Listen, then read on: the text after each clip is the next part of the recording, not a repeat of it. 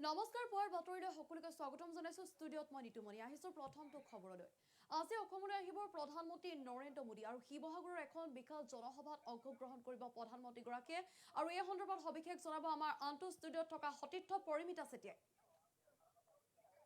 ধন্যবাদ নিতুমণি আৰু এই মুহূৰ্তত লৈ আহিছো এক ডাঙৰ খবৰ কিয়নো আজি অসমলৈ আহিব প্ৰধানমন্ত্ৰী নৰেন্দ্ৰ মোদী শিৱসাগৰৰ এখন বিশাল জনসভাত অংশগ্ৰহণ কৰিব প্ৰধানমন্ত্ৰী গৰাকীয়ে আৰু প্ৰধানমন্ত্ৰীৰ আগমনক লৈ ইতিমধ্যে ব্যাপক প্ৰস্তুতি চলোৱা হৈছে আৰু ৰাজ্যজুৰি কটকটীয়া নিৰাপত্তাৰ ব্যৱস্থা গঢ়ি তোলা হৈছে আমি জনাই আছো এই মুহূৰ্তত আজি অসমলৈ আহিব প্ৰধানমন্ত্ৰী নৰেন্দ্ৰ মোদী খন্তেক সময়ৰ পাছতে তেওঁ আহি শিৱসাগৰৰ জেৰেঙা পথাৰত উপস্থিত হ'বহি শিৱসাগৰৰ এখন বিশাল জনসভাত অংশগ্ৰহণ কৰিব প্ৰধানমন্ত্ৰী গৰাকীয়ে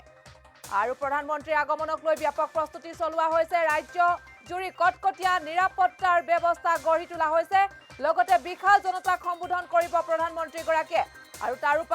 তাৰোপৰি দেওবাৰে আহিব কেন্দ্ৰীয় গৃহমন্ত্ৰী অমিত শ্বাহ দেশৰ প্ৰধানমন্ত্ৰী গৰাকী অসমলৈ অহাৰ পাছতে দেওবাৰে অসমলৈ আহিব কেন্দ্ৰীয় গৃহমন্ত্ৰী অমিত শ্বাহ অৱশ্যে তেওঁ শ্বিলঙত অংশগ্ৰহণ কৰিব এখন সভাত আমি জনাই আছো আৰু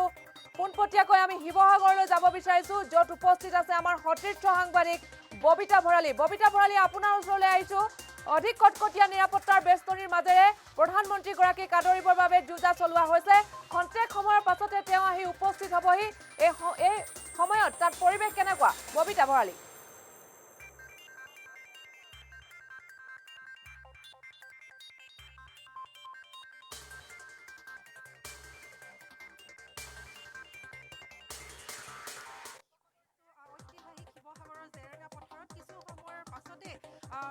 প্ৰধানমন্ত্ৰী নৰেন্দ্ৰ মোদী আহি ইয়াত উপস্থিত হ'বহি ইতিমধ্যে বিশাল এক আয়োজন কৰা হৈছে শিৱসাগৰ জেৰেঙা পথাৰ এতিয়া উদুলি মুদুলি এক পৰিৱেশলৈ ৰূপান্তৰিত হৈছে যিহেতু আজি 1 লাখ খিলঞ্জীয়া ভূমিপুত্ৰক তেওঁ মাটি পট্টা প্ৰদান কৰিব আৰু এটা কথা স্পষ্ট কৰিব লাগিব যে পুৱাৰ যথেষ্ট শীত এতিয়াও আছে কিন্তু তথাপি তাৰ মাজতে বিভিন্ন ঠাইৰ পৰা আহি কিছুসংখ্যক লোক ইয়াত উপস্থিত হৈছে সেই সময় যিমানে পাৰ হৈ গৈ থাকিব বিভিন্ন ঠাইৰ পৰা আহি ইয়াত লোকসকল উপস্থিত হ'বহি কেমেৰা পাৰ্চন আলোকজিতে এই সমগ্ৰ পৰিৱেশটো আপোনালোকক দেখাব ইতিমধ্যে বৃহৎ আকাৰৰ 3টাকৈ মণ্ডপ ইয়াত স্থাপন কৰা হৈছে মূল মঞ্চৰ সন্মুখতে ইতিমধ্যে দেখা গৈছে সকলোখিনি তৎপৰ হৈ পৰিছে নিৰাপত্তাৰ দিশটো যথেষ্টখিনি কটকটীয়া হৈ পৰিছে কেমেৰা পাৰ্চন আলোকজিতে সামগ্ৰিক পৰিৱেশটো আপোনালোকক দেখাবলৈ চেষ্টা কৰিছে 3 লক্ষাধিক লোকেৰে আজি লোকাৰণ্য হ'ব ঐতিহাসিক জেৰেঙা পথাৰ যিহেতু 21ৰ নিৰ্বাচনো সমাগত তাৰ পূৰ্বে ভাৰতৰ প্ৰধানমন্ত্ৰী নৰেন্দ্ৰ মোদী আহি ইয়াত উপস্থিত হ'বহি কিছু সময়ৰ পাছতে আৰু তাৰ বাবে দলীয় কৰ্মীসকলৰ লগতে অসমৰ প্ৰতিটো বিভাগৰ উচ্চ শীৰ্ষক বিষয়া প্ৰশাসনিক বিষয়া সকলো তৎপৰ হৈ পৰিছে এতিয়া প্ৰধানমন্ত্ৰীজনক আদৰিবৰ কাৰণে আৰু এটা কথা ক'ব লাগিব যে ইয়াত যিমানখিনি লোকৰ সমাগমৰ চিন্তা কৰা হৈছে কিন্তু আহিছে তেনেকৈয়ে 3টাকৈ বিশাল মণ্ডপ আপোনালোকে দেখিছে আলোকজিতে আপোনালোকক দেখাই আছে সামগ্ৰিক বিভিন্ন ঠাইৰ পৰা জাতি বৰ্ণ ধৰ্ম নিৰ্বিশেষে সকলো লোক আহি ইয়াত উপস্থিত হ'বহি কিছু সময়ৰ পাছতে সমগ্ৰ জেৰেঙা পথাৰ লোকে লোকাৰণ্য হ'ব এয়া মূল মণ্ডপ আপোনালোকক আলোকজিতে দেখাই আছে এয়া নৰেন্দ্ৰ মোদীক আদৰিবৰ কাৰণে দলীয় কৰ্মকৰ্তাসকল এতিয়া তৎপৰ হৈ পৰিছে সকলোখিনি প্ৰস্তুতি ইতিমধ্যে সম্পূৰ্ণ হৈ পৰিছে এয়া মূল মণ্ডপ সকলো ধৰণৰ প্ৰস্তুতি ইতিমধ্যে সম্পূৰ্ণ আৰু কিছু সময়ৰ পাছতে ইয়াত প্ৰতিজন বিধায়ক আহি উপস্থিত হ'বহি উপস্থিত থাকিব অসমৰ মাননীয় মুখ্যমন্ত্ৰী সৰ্বানন্দ সোণোৱাল বিত্তমন্ত্ৰী ডক্টৰ হিমন্ত বিশ্ব শৰ্মাকে ধৰি প্ৰতিটো সমষ্টিৰে বিধায়কসকলো ইয়াত উপস্থিত থাকিব আৰু নৰেন্দ্ৰ মোদী দেৱে যিহেতু আজি 1 লাখ খিলঞ্জীয়া লোকক আজি ভূমিপট্টা প্ৰদান কৰিব আৰু আশা কৰা হৈছে যে সৰ্বমুঠ 3 লাখ লোকে ইয়াত লোকাৰণ্য হ'ব পৰিমিতা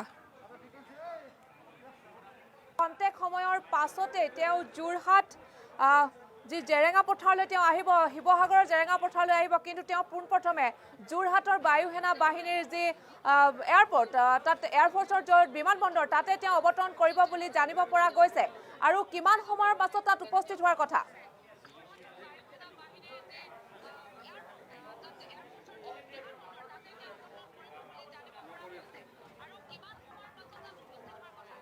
যিহেতু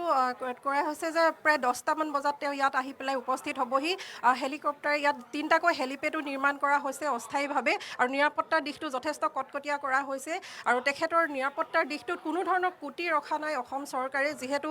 সকলোতকৈ জনপ্ৰিয় নেতাজন আজি ইয়াত উপস্থিত হ'বহি আৰু অসমৰ কাৰণে আজি এটা ঐতিহাসিক দিন হিচাপেও ঘোষণা কৰা হ'ব বুলি জনোৱা হৈছে যিহেতু এটা কথা স্পষ্ট কৰিছে জানিব পৰা মতে যে আজি প্ৰধানমন্ত্ৰীজনাই আজি বিশেষ ঘোষণা কৰিব সতী জয়ৰ তেজেৰে শোণিতেৰে বিজড়িত এই ঐতিহাসিক জেৰেঙা পথাৰত আজি লোকাৰণ্য হোৱাৰ মাজতে যি 1 লাখ খিলঞ্জীয়া ভূমিপুত্ৰক তেওঁ মাটিপট্টা প্ৰদান কৰিব তাৰ লগতে কিবা বৃহৎ ধৰণৰ আঁচনি হয়তো তেওঁ ইয়াত কিবা এটা আলোচনা কৰিব সেয়াও সকলোৱে আশাবাদী হৈ আছে বিভিন্ন ধৰণৰ লোক আহি ইয়াত উপস্থিত হৈছে হেঁপাহৰ প্ৰধানমন্ত্ৰীজনক চাবৰ কাৰণে আৰু এটা কথা স্পষ্ট কৰিব লাগিব পৰিমিতা যিহেতু 21ৰ বিধানসভাৰ নিৰ্বাচন সমাগত যদিও ইয়াত ভূমিপট্টা প্ৰদান কৰা হ'ব কিন্তু তথাপি এটা কথা জানিব পৰা গৈছে যে নিৰ্বাচনৰ পূৰ্বে যিহেতু গৃহমন্ত্ৰী অমিত শ্বাহ ডাঙৰীয়াই হওক বা প্ৰধানমন্ত্ৰীয়ে জনাই হওক যিহেতু তেওঁলোক আহি ইয়াত উপস্থিত হ'ব সেইকাৰণে নিৰ্বাচনৰ পূৰ্বে তেওঁলোকে হয়তো দলীয় কৰ্মীক উৎসাহ জনাবৰ কাৰণেও গেৰুৱা দলটোৰ এনে সিদ্ধান্ত বুলি জানিব পৰা গৈছে পৰিমিতা হয় ববিতা ভৰালী আমি জানিব পাৰিছো যে জনসভাত প্ৰায় 1,07,000 জনতাক ভূমিপট্টা প্ৰদান কৰিব লগতে উপস্থিত থাকিব ৰাজ্যখনৰ মুখ্যমন্ত্ৰীগৰাকী সৰ্বানন্দ সোণোৱাল মন্ত্ৰী হিমন্ত বিশ্ব শৰ্মাকে আদি কৰি ভালে কেইগৰাকী তাত গণ্যমান্য লোক উপস্থিত থাকিব গতিকে এই মুহূৰ্তত তাত কোনো জনপ্ৰতিনিধি অথবা মুখ্যমন্ত্ৰীগৰাকী উপস্থিত হৈছেগৈ নেকি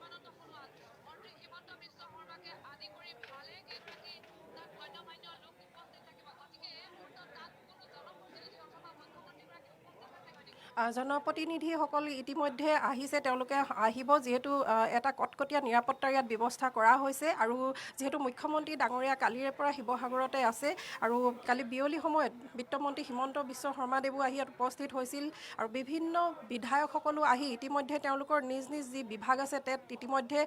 আহি পৰিছেহি আমি ইয়াত বৰ্তমান আমি মূল মণ্ডপত উপস্থিত আছোঁ মূল মঞ্চৰ সন্মুখত যি 3টাকৈ বৃহৎ মণ্ডপ সজাইছে তাতে আমি উপস্থিত আছোঁ আৰু যিসকল ভূমিপুত্ৰক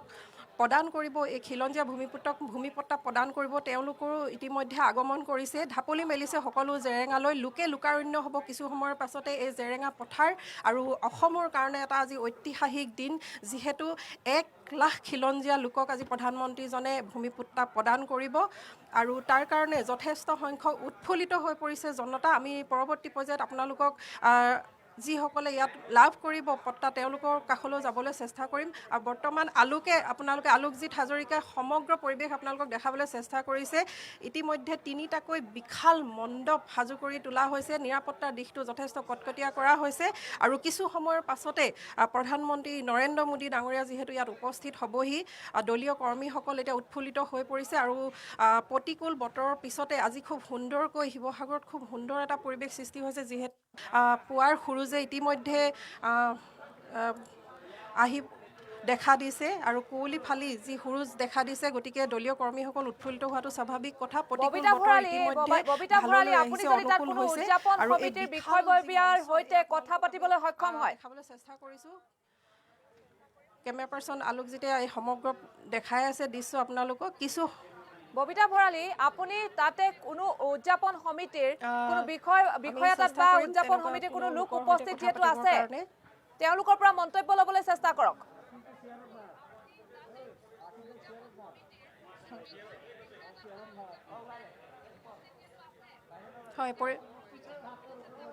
হয় পৰিমিতা এটা কথা ক'ব লাগিব যিহেতু সকলো তৎপৰ হৈ পৰিছে আৰু সকলো বিশেষভাৱে ব্যস্ত হৈ পৰিছে আৰু মূল মণ্ডপলৈ যিহেতু যোৱাৰ ৰাস্তাটো একেবাৰে বন্ধ কৰি ৰখা হৈছে গতিকে আমি চেষ্টা কৰিম আপোনালোকক দেখাবলৈ আপুনি তাতে উদযাপন সমিতিৰ কোনো লোক যেহেতু তাত উপস্থিত আছে তৃণমূল পৰ্যায়ৰ কৰ্মীসকল তাত উপস্থিত আছে গতিকে তেওঁলোকৰ পৰা এটা মন্তব্য ল'বলৈ চেষ্টা কৰক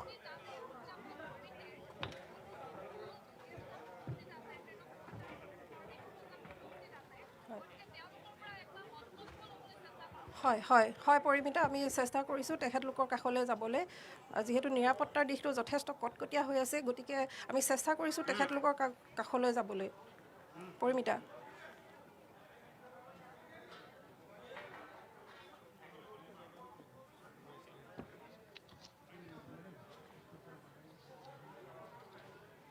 দাদা আপোনালোক যিহেতু ইয়াত এটা দায়িত্বত আছে আৰু কিছু সময়ৰ পিছতে ভাৰতৰ প্ৰধানমন্ত্ৰী নৰেন্দ্ৰ মোদীদেৱ আহি পৰিবহি সকলো তৎপৰ হৈ পৰিছে আৰু যিহেতু আজি 1 লাখ খিলঞ্জীয়া ভূমিপট্টা প্ৰদান কৰিব এই সামগ্ৰিক গোটেই পৰিৱেশটো আৰু যিহেতু 3 লাখ মানুহৰ আগমনৰ কথা ভবা হৈছে প্ৰতিকূল বতৰ ইতিমধ্যে অনুকূল হৈ পৰিছে কি ক'ব যে বিশেষ দিনটো আজি বতৰ খুব সুন্দৰ ভাৰতৰ প্ৰধানমন্ত্ৰী নৰেন্দ্ৰ মোদী ডাঙৰীয়া আহিব যদিও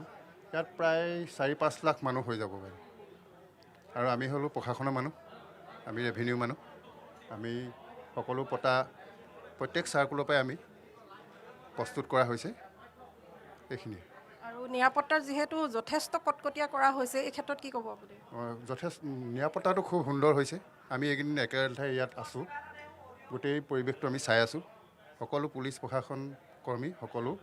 লাগিয়ে আছে আপোনালোক স্বেচ্ছাসেৱী কিমান লোক নিয়োগ কৰা হৈছে বৰ্তমান প্ৰায় সেইটো আমি প্ৰশাসনৰ মানুহ যদিও সেই 7-8 হ'ব বাইদেউ ইতিমধ্যে এটা কথা তেওঁলোকে কৈছে যে প্ৰায় 700-800 মান হ'ব সৰ্বমুঠ প্ৰায় ধৰক সহস্ৰাধিক প্ৰায় স্বেচ্ছাসেৱীক ইয়াত ৰখা হৈছে যাতে কোনো ধৰণৰ কেৱল মাত্ৰ যিসকল ইয়াত মুখ্য অতিথি আহিব তেওঁলোকেই নহয় আৰু চেষ্টা কৰা হৈছে যাতে সৰ্বসাধাৰণ যিসকল লোক প্ৰধানমন্ত্ৰীক চাবৰ কাৰণে আহিব তেওঁলোকে ভূমিপট্টা ল'বৰ কাৰণে আহিব তেওঁলোককো যাতে কোনো ধৰণে তেওঁলোকে অসুবিধাৰ সন্মুখীন নহয় তাৰ কাৰণেও তেওঁলোকে তৎপৰ হৈ পৰিছে প্ৰতিটো বিভাগ এতিয়া পুৱাৰে পৰা ব্যস্ত হৈ পৰিছে আৰু যৎপতি চেষ্টা কৰিছে যাতে কোনো ধৰণৰ বিসংগতি দেখা নিদিয়াকৈ এই আজি পৰিৱেশটো যাতে এই অনুষ্ঠানটো সম্পূৰ্ণভাৱে সাফল্যমণ্ডিত হৈ তোলে হয় ধন্যবাদ ববিতা ভৰালী আমি খন্তেক সময়ৰ পাছত আপোনাৰ সৈতে পুনৰ সংযুক্ত হ'ম আৰু এই মুহূৰ্তত জনাই আছো যে গভীৰ অতি কঠোৰ কটকটীয়া নিৰাপত্তাৰ বেষ্টনী গঢ়ি তোলা হৈছে শিৱসাগৰত যিহেতু আজি খন্তেক সময়ৰ পাছতে শিৱসাগৰৰ ঐতিহাসিক যি জেৰেঙা পথাৰ সেই